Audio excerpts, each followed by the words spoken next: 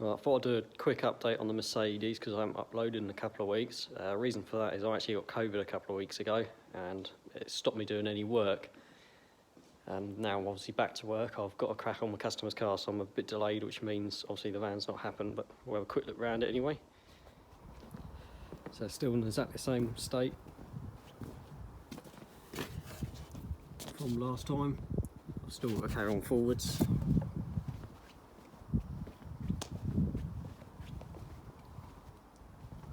Still all the front end bits to do as well.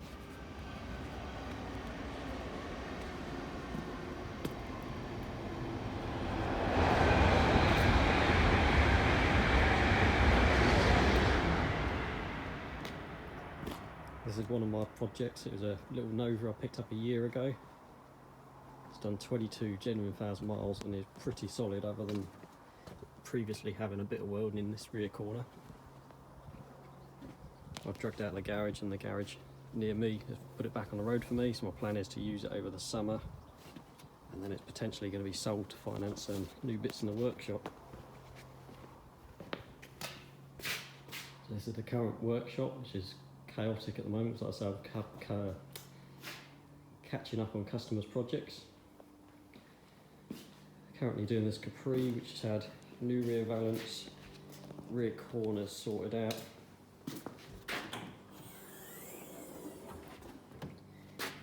Some of the spare wheel well swapped for a second-hand one. Just needs to, loads of the wheels need clearing up still.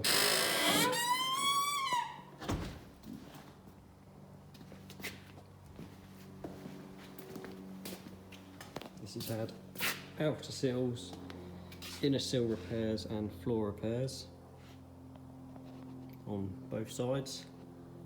It's had the rear spring hanger bits repaired.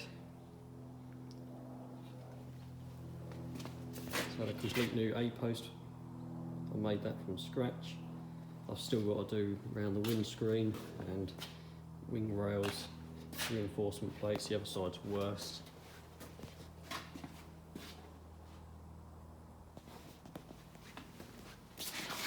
I'd like to repair the front valance, which is just resting on there at the moment.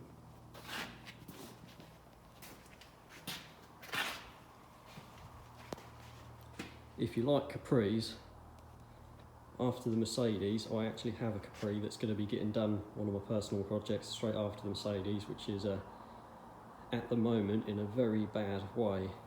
The rear end has literally fell through the floor, so my plan is to space frame the rear end and put a different axle on it, and I've already got a different engine for it, which if you follow my Instagram account you can probably put 2 and 2 together to see what engine's going in it, but that'll be coming after the Mercedes van, so definitely subscribe if you like your Capris. This is a customer's Escort, genuine Escort, Mexico. We're about to weld in some sill tubes for some sill stands.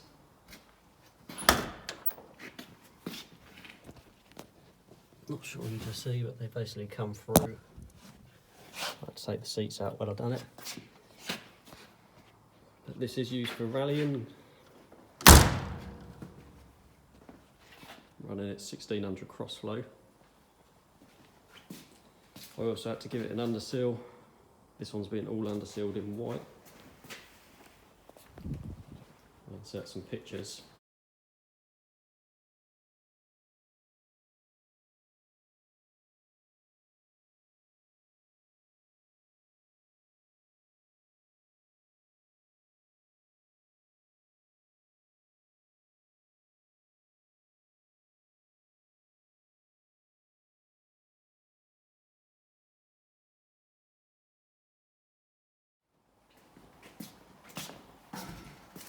Next one on the list to do is the Escort RS Turbo.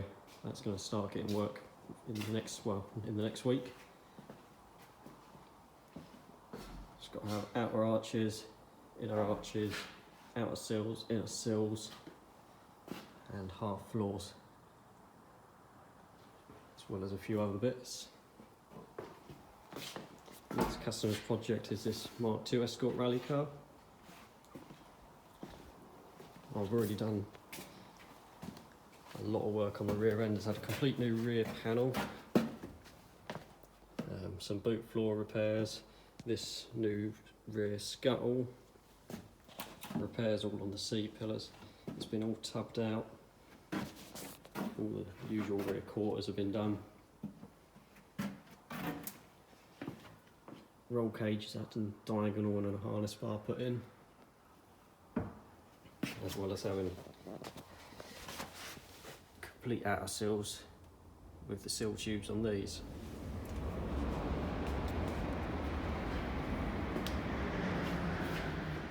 I'm just waiting on the front panels. It's going to have all the front end completely done, wing rails. It's going to have 2 end scuttle repairs. It's having an A-post repair the other side, and the panels on here, I forget what they're called.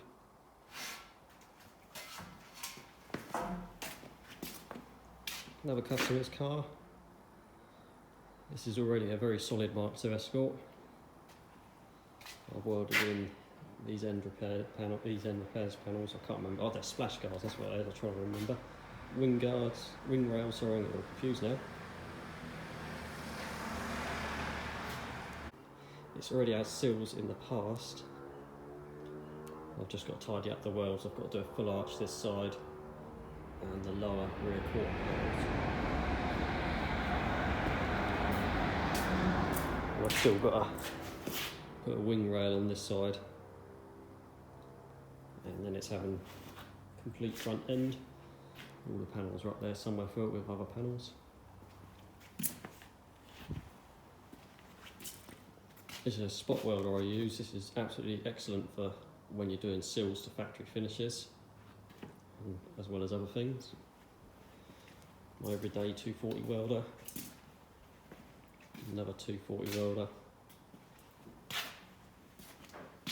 This is a customer's Mark I Escort, which is having the full works. It's already been stripped and acid dipped.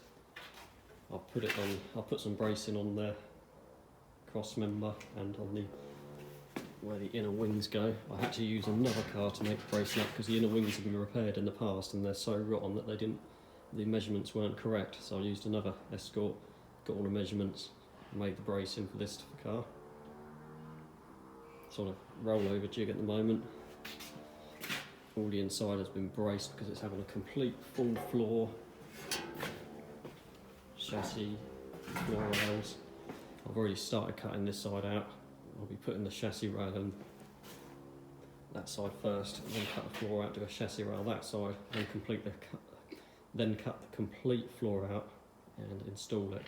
It's also having a complete front upper and lower bulkhead, complete inner wings, front end, you name it, A-post, outer seals, complete rear quarters, literally the lot. And this is my little machining corner. I've got obviously a sheet metal folder, little sanding belt, milling machine which I use for skimming cylinder heads, as well as plenty of other stuff I do on it. It's very dirty at the moment because I work for myself and I literally have no spare time.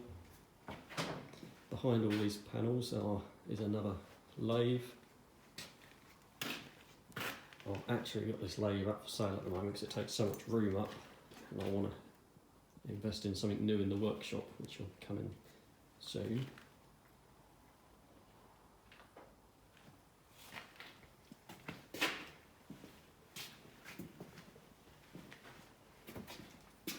Got sheet metal roller. I used to use this when I was banding wheels so I could get perfect circles for the drums.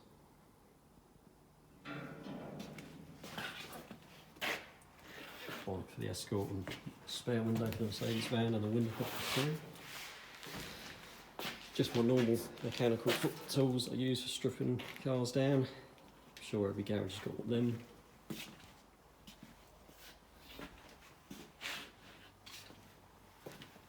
Pretty much have it in this corner.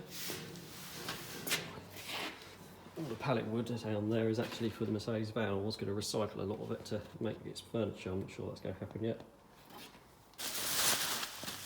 This engine under here, along with the cylinder head up there somewhere, It's actually a 2 litre 8-valve Vauxhall engine that I was going to put in the Nova that's outside, but because it's so low mileage I'm not going to be doing that. Sheet metal guillotine. And as we go upstairs, I literally use this area for storage of all new panels, all my consumables. I've got a bead roller, much more consumables. There is a bandsaw under there, it's just covered up at the moment to protect it. That's the floor for the Mark 1 Escort. Literally panels everywhere. All the interiors out of a Punto that I've got to weld up. This Vespa's all done. I had to do a floor swap on it. I'm just waiting for a lock so I can repair the inside of the toolbox bit. I do use this workbench a bit crammed in here. I use this for doing all my cylinder head repairs. Yeah.